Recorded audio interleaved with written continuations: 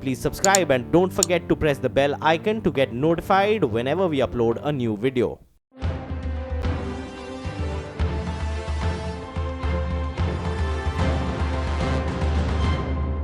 When the history of Indian badminton is written, his name will be inscribed in golden letters.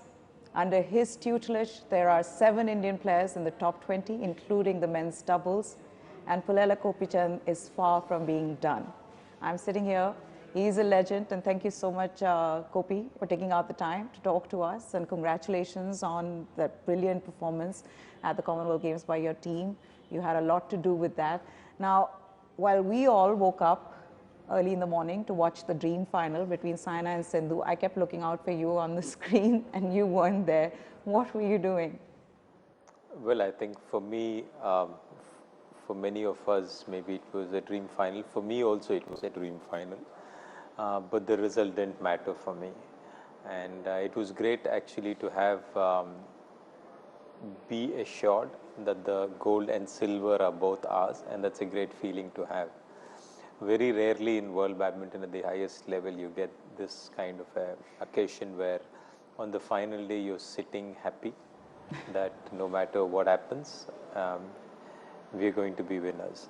So that's the way I was. I was out. I didn't watch much of the match, not because of anything, but there was not much of interest in it. And yeah, I was preparing. I was preparing for the next matches, which was Srikanth, and then the doubles final, and those matches. Let's talk about the playing days then, Gopi. For someone who was sent to a stadium nearby, as I heard in one of your interviews, by your mother to avoid heat stroke and, you know, avoid breaking window panes, because that's what you did. You played cricket at one point. It's been quite a journey for you. From there to becoming a national champion 5 times in a row, to, of course, the prestigious All England Championship. Talk about your journey with us. It seems like it's been ages ago. Well, I never knew, never thought that we could go this far. Today, world badminton, you can aspire, you can think of. But back then when I started, we, especially in Hyderabad, didn't even have a national champion then. So for us to dream of a national champion was a big thing. And for us to dream of a career in sport and playing international was something else. I never knew it would go this far. Took one step. When I won the nationals, I said, okay. When I won the state, I said, wow, nationals looks possible. And when I win the nationals, when I went for my first international, I said, maybe this is possible with a little more push. And then when I started playing, I said maybe top 10 is possible. And then when I started pushing a little further, I realized the All England was possible, or the big tournaments were possible. And when I finished playing, I realized, okay, maybe with the youngsters it's more possible than it was with me. So I think things went pretty quickly in a way. So you won the All England Championship, and you'd obviously been dominating on the Indian circuit. At what point did Gopi the player want to become Gopi the coach? How did that transformation happen with you?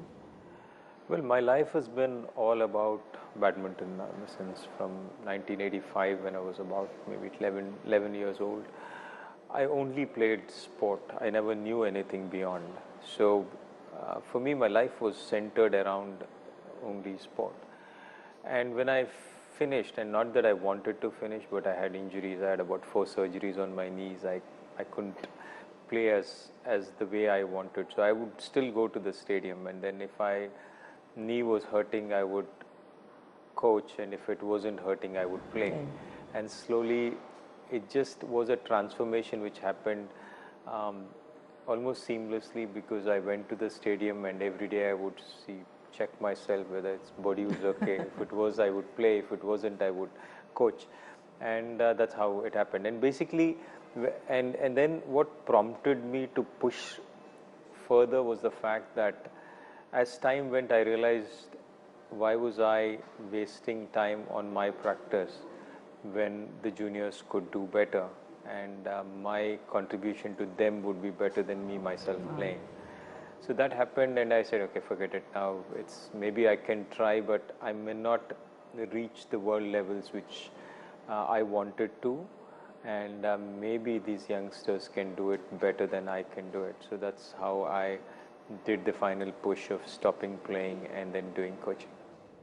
So 2004 is when the coaching began, and you had a very talented bunch of kids, because I was reading about how that was the first group that had SAINA'S, Sindhu being the youngest then. First of all, how did you unearth and spot these talented kids, and what was the process that went into it, and how were you putting this whole thing together? I mean, you didn't have an academy then. How did it all start for you? We started off coaching in 2003 at a summer. I took all these kids to a summer camp. And you just picked up all these kids who are now champions? Yeah, we just picked, and not that these Who were were there any in special kids or something. There was like, Kashyap was the oldest of the lot, Sindhu, there was Sai Praneeth, Guru Sai Dutt, there is Sikki Reddy, Sumit Reddy, all of them. And these were not kids who were bought from some other place or something. They were just playing in the stadium with me, and I just picked all of them and said, let's do. So we did a camp for about 40 odd days in 2003. And then in 2004, I started coaching in a government stadium in Gachibowli. The stadium wasn't ready. I wasn't ready.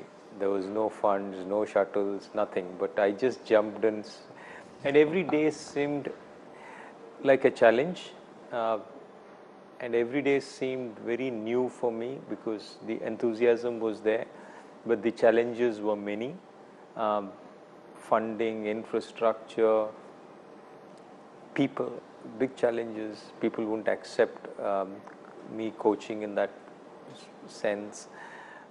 Friends, some of them said, why do you want to get into this dirty job? It's like you have to be slog yourself and you'll never get anything out of it. Why don't you be a commentator, critic, administrator? A lot of options which they said. But some of my heart was into coaching, and all of the challenges which were there outside on the periphery, whether it's getting the stadium or getting the shuttles or getting the coaches, or all of it seemed to go away when I got on court and started to coach, because that's where my true pleasure was.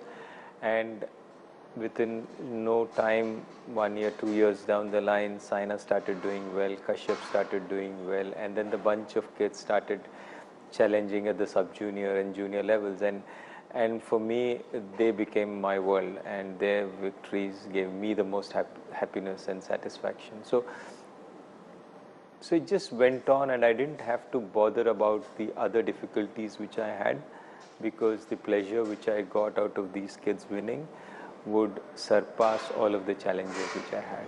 But Gopi, it must have been difficult. I mean, we're talking about 2003, 2004, funding.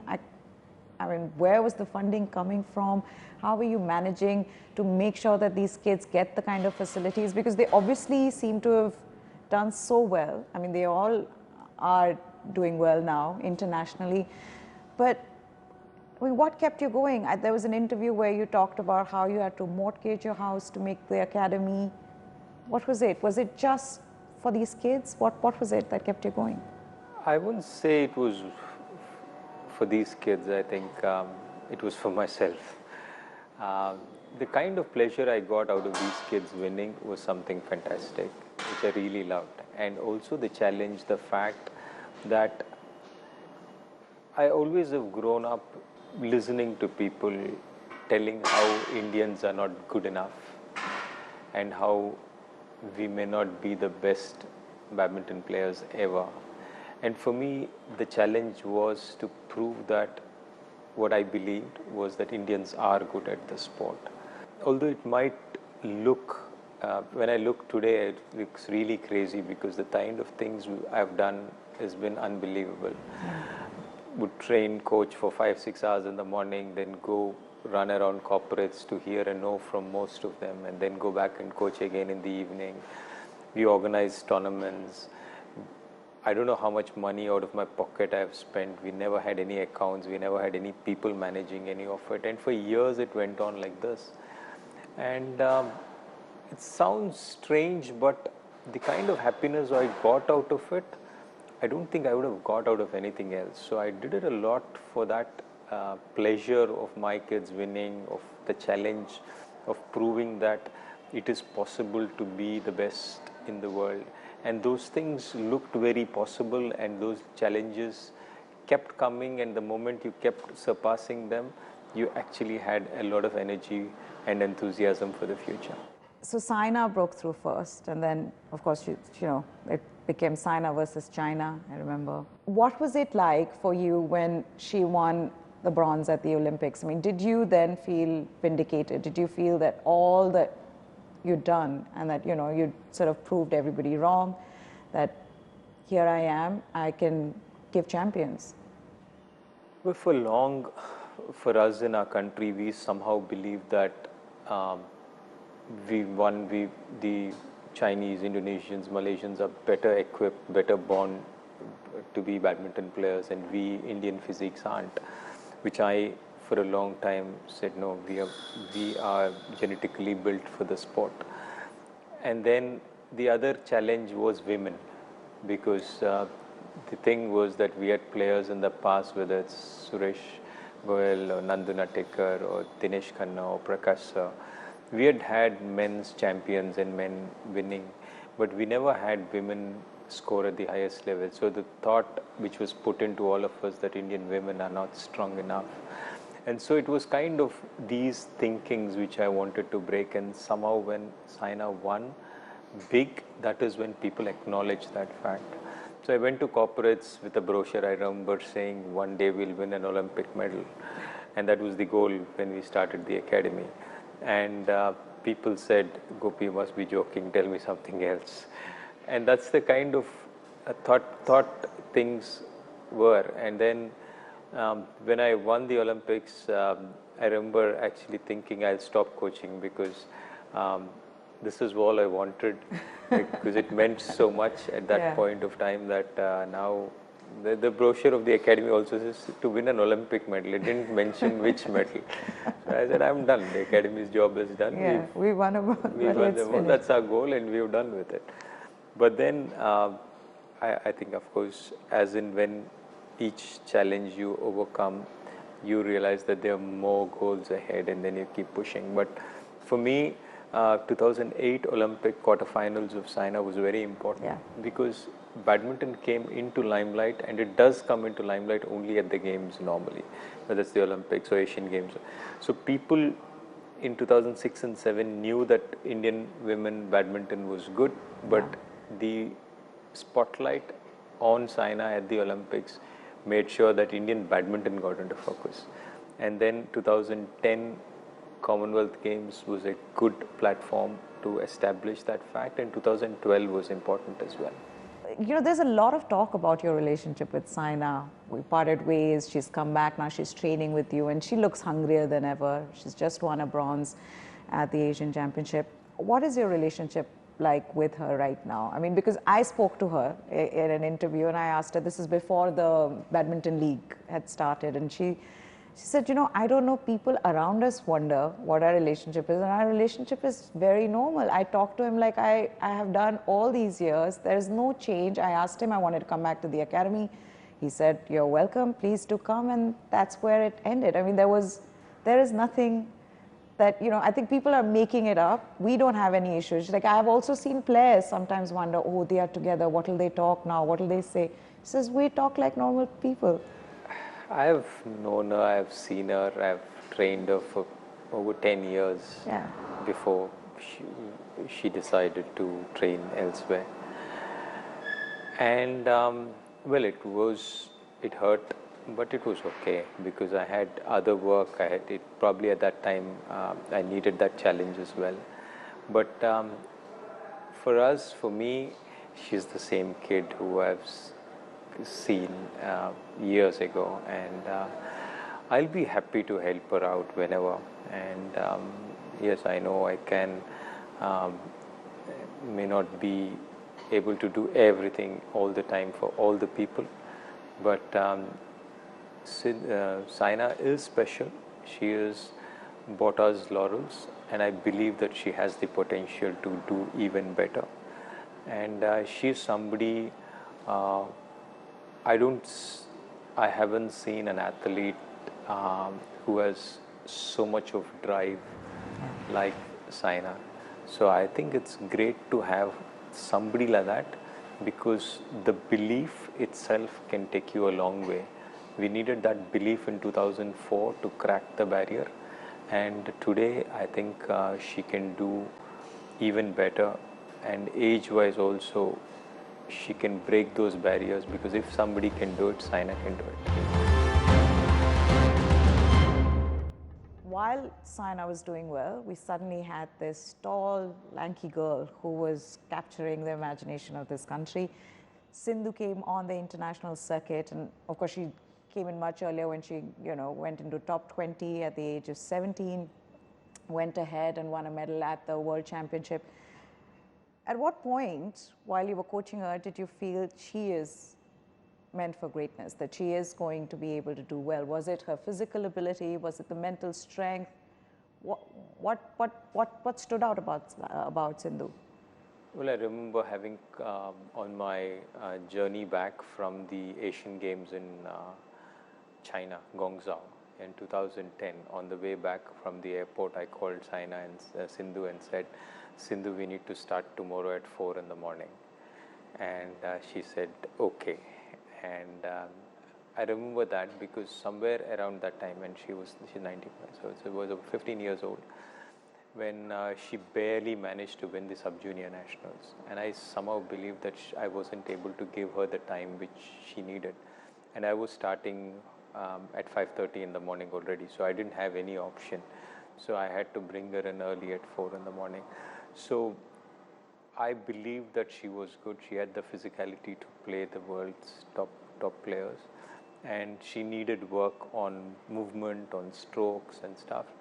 But really, I trusted her, and for me, that trust was vindicated by the fact when we played in 2012, we played China Open. She beat Li Zuri, because one is to have the ability, but one is to deliver it at the biggest stage and to actually not falter at the highest level. So she was shaky, she was shivering, but she delivered that moment and she beat the Olympic champion. So that for me was a testimony to the fact that if things go right, she is somebody who will not falter at the highest stage. And she has actually kept that word which I had, or trust which I had in her, because whenever we've gone for a World Championships, Asian Championships or an Olympics, and whenever we've trained hard, she always delivered. How do you deal with the Saina-Sindhu rivalry? It's great. It's great to have that rivalry because it keeps both of them on their toes. It's a challenge for me. It makes my life difficult. But I think both are strong individuals. Saina, bit introvert. Sindhu makes friends superbly. Both of them gems at training. They're super. They will keep pushing you. So if you have to have a lot of energy to train both of them. But at the end of the day, where it matters, they deliver. And that is important, because you don't want players who will crack at the last moment, who will, maybe we might have matches where they've been inconsistent or this, but I think at the end of the day, if they've trained, they'll go out there in the big match and be playing those strokes which you've taught them, and that is very important. What is the difference in their game? Both very physically strong, both have a big smash. Sindhu is a runner, Saina more attacking. Sindhu's also attack, but both have very similar games in a lot of ways, and both will get back a lot more shuttles than many people in the world. When you look at the academy now, and it's been, 15 years since you started coaching, and you've gone on and, you're giving us these champions every second day. When you look at the academy, Gopi, what are you most proud of about the academy? Years ago when I went, a lot of people would say, when I was growing up, people would say, we can't win big at the world level. And when I started coaching, they said, good players can't be good coaches. And then when I started coaching and kids started winning, they said, only one the fact that we are producing so many is what makes me proudest. Just for the fact that we can do even better. And if one academy can do so much, if more such centers come across the country, I think we will do so much better. What's a day like at the academy? Start off early. And all the kids assemble at what no, time? it's different in the sense we have now, we have doubles, we have junior doubles, we have the seniors, so we have seniors at one time, we have a couple of players I would still find pockets to work on them individually. So we would have a Saina, we would have a Sindhu, we would have a Pranoy and a Shrikant, and then so I would start off at 5:30 in the morning, and then we, depending on the schedule, and then we finish at around 12:30 in the afternoon. Each batch comes in for about 2.5 hours, and then we have a break for about 3 hours, and then we start off again at 3:30 depending on the schedules, and we finish by 6 o'clock. Most days are very simple for me. I start off and finish by 12:30, and then I rest a little bit, and then we start off at 3:30, and then I finish by 6:30, and I retire to bed by around 8:30, 9 o'clock. Pullela Gopichand, thank you for talking to us, and we wish you all the very best for the future endeavors. Thank you. Thank you so much.